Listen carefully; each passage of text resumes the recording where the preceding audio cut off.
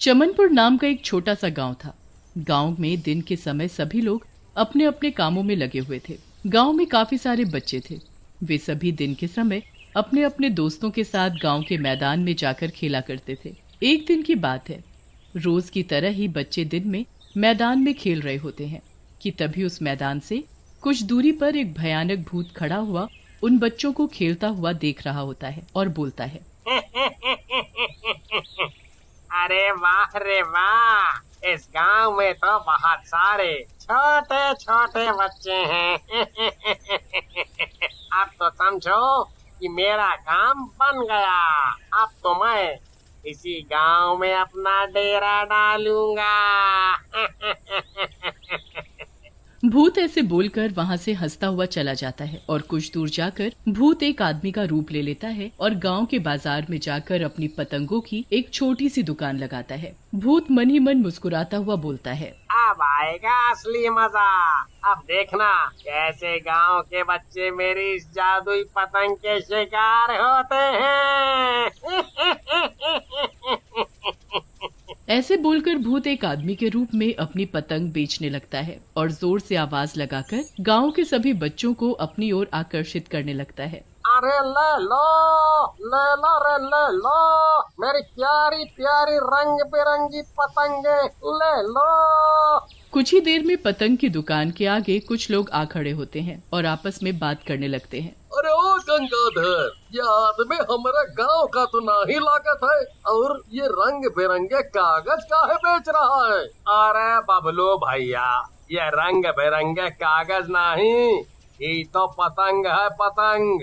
अरे जौन हवा में उड़ा था वह पतंग। हमारे गांव में पहली बार किसी ने पतंग की दुकान लगाई है। हाँ। तभी पतंग की दुकान के पास कुछ बच्चे आ खड़े होते हैं और पतंग को देखते ही अपने पिताजी से पतंग खरीदने की जिद करने लगते हैं। पिताजी देखो ना कितनी सुंदर रंग बिरंगी पतंगे, मुझे भी एक पतंग चाहिए, पिताजी दिला दो ना। चिंटू की तरह और भी बच्चे अपने पिताजी से पतंग खरीदने की जिद करने लगते हैं।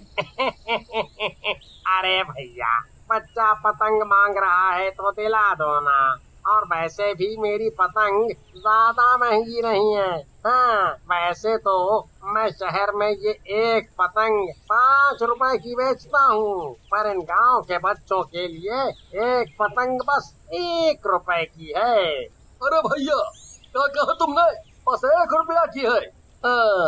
अरे तो फिर हमारे चिंटू को एक नहीं 3 पतंग दे दियो। हाँ। चिंटू के साथ कुछ और बच्चे भी दुकान से पतंग खरीदकर मैदान में पतंग उड़ाने के लिए चले जाते हैं। कुछ देर में भूत भी अपनी पतंग की दुकान बंद करके अपने घर चला जाता है और घर आकर अपने भूतिया रूप में जोर जोर से हंसते हुए बोलता है,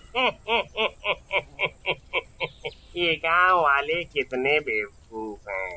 ये जानते हुए भी कि मैं इस गांव का नहीं हूँ, फिर भी कुछ लोगों ने मुझसे पतंगे खरीद कर अपने बच्चों को दे दी। अब तो बस मुझे इंतजार है मेरी जादुई पतंगों का। वो मेरे पास अपना शिकार लेकर उड़ती हुई आती ही होंगी। दूसरी ओर मैदान में बच्चे बड़े ही मजे से पतंग उड़ा रहे होते हैं कि तभी देखते ही देखते पतंग उड़ा रहे बच्चे भी पतंग के साथ उड़ने लगते हैं और भूत की जादुई पतंग उन बच्चों को अपने साथ उड़ाकर भूत के पास ले आती है। चिंटू अपने दोस्त सोहन से बोलता है, अरे सोहन, ये क्या हुआ रे? हम बच्चे पतंग उड़ा रहे थे, पर पतंग तो हमें ही अपने साथ उड़ाकर ना जाने कहाँ ले आई है। अरे मर गए रे, मर गए। ये इतना बड़ा राक्षस कहाँ से आ गया रे? अरे वाह वाह मेरी पतंगों, तुमने तो बहुत ही बढ़िया काम किया है। कई सारे बच्चे उड़ाकर मेरे पास ले आई हो। अब तुम बच्चों को मुझसे कोई नहीं बचा सकेगा। ऐसा बोलकर भूत उन सभी बच्चों को एक कमरे में बंद कर देता है और अगले दिन फिर से आदमी का रूप लेकर अपनी पतंग की दुकान पर जाकर पतंग बेचने लगता है। तभी वहाँ कुछ बच्चे आते हैं और पतंग खरीदकर मैदान में पतंग उड़ाने चले जाते हैं और जैसे ही पतंग उड़ाते हुए बच्चों को कुछ देर होती है, पतंग उन्हें भी अपने साथ उड़ाकर भूत के घर ले आती है। फिर भूत उन बच्चों को भी बाकी बच्चों के साथ कमरे में बंद कर देता है। बच्चों के यूं अचानक से गायब हो जाने से पूरा गांव दहशत में आ गया था। जिन लोगों के बच्चे अचानक से गायब हुए थे वे सभी इकट्ठा होकर मुखिया जी के पास जाते हैं। अरे मुखिया जी, ये हमारे गांव में आखिर हो क्या रहा है? अरे पहले तो हमारा बेटा चिंटू गायब हुआ और अब एक एक करके सभी बच्चे गायब होते जा रहे हैं। हमारा बेटा सोहन भी 2 दिनों से लापता है मुखिया जी। हाँ, ये तो बहुत ही अचंभे की बात है। आखिर कौन हमारे गांव के बच्चों को गायब कर रहा है? इन सब के पीछे किसका हाथ है? ये तो पता लगाना ही पड़ेगा। अगले दिन फिर से भूत अपनी पतंग की दुकान पर जाकर पतंग बेचने लगता है। आओ जी आओ, नन्हे मुन्ने बच्चे जल्दी आओ और मेरी लाल पीली हरी नीली अपने अपने पसंद की पतंग ले जाओ। अरे गोलू, तुम तो अभी पतंग उड़ाने के लिए बहुत ही छोटे हो। ऐसा करो, तुम अपने भाई भोलू के साथ जाओ और उसे पतंग उड़ाते हुए देखो, ठीक है? फिर गोलू अपने बड़े भाई भोलू के साथ चला जाता है और भोलू को पतंग उड़ाते हुए देखने लगता है। और कुछ ही देर में भोलू भी पतंग के साथ आसमान में उड़ता हुआ भूत के घर पहुंच जाता है। गोलू भोलू को पतंग के साथ उड़ते हुए देख लेता है और भागता हुआ अपनी माँ के पास जाता है और उन्हें सारी बात बताता है। कमला गोलू के साथ और भी गांव के लोगों को इकट्ठा करती है और मुखिया जी के पास ले जाती है और सभी को सारी बात बताती है।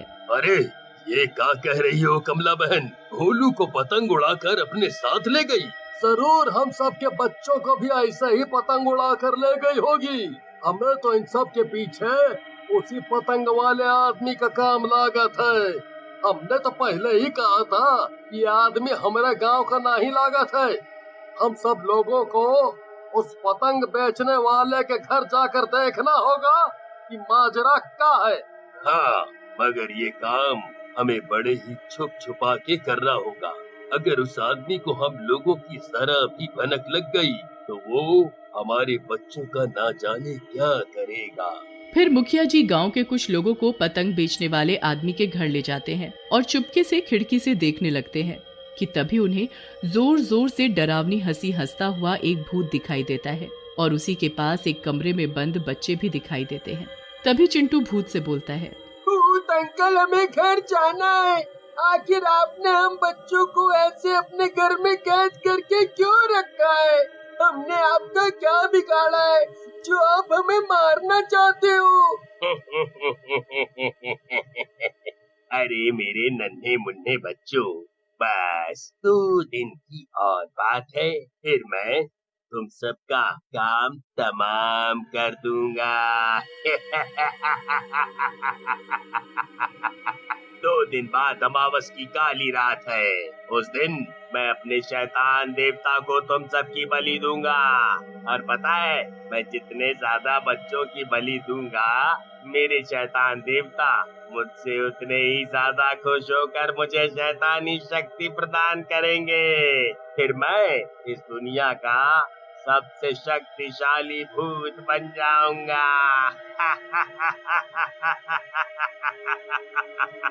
अरे मर गए रे!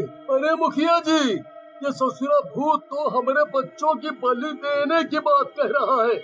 अब आप ही बताइए कि क्या करें, कैसे अपने बालक बच्चों को उस भूत के चुंगल से बचाएं? सबसे पहले तो इस भूत को ठिकाने लगाना होगा और ये काम पहाड़ी वाले तांत्रिक बाबा ही कर सकते हैं। फिर सभी लोग कमला बहन के साथ पहाड़ी वाले तांत्रिक बाबा के पास जाते हैं और उन्हें सारी बात बताते हैं। आप लोगों को चिंता करने की जरूरत नहीं है। ये लो पवित्र जल की शीशी, इसमें सभी पवित्र नदियों तालाबों का जल मिला हुआ है। आप लोग किसी तरह ये जल उस पतंग बेचने वाले भूत के ऊपर डाल देना। पर हाँ, उससे पहले तुम्हें उस भूत की सारी जादुई पतंगों को आग लगानी होगी। और फिर सभी रात के समय भूत के घर के पास जाते हैं। मेरे पास एक सुझाव है। बबलू और गंगाधर औरत के रूप में भूत के घर में जाते हैं और अपनी अदाओं से उसका ध्यान भटकाने लगते हैं। भूत जैसे ही बबलू के पास जाकर उसका हाथ पकड़ता है, गंगाधर मौका देखकर भूत की सभी पतंगों में आग लगा देता है। धोखा, मेरे साथ धोखा, तुम दोनों कोई अप्सरा नहीं बल्कि एक आदमी हो। ऐसे बोलकर गंगाधर भूत के ऊपर पवित्र जल डाल देता है। भूत के शरीर पर जल पड़ते ही वो भी भस्म हो जाता है। फिर सभी गांव वाले बबलू और गंगाधर का धन्यवाद करते हैं।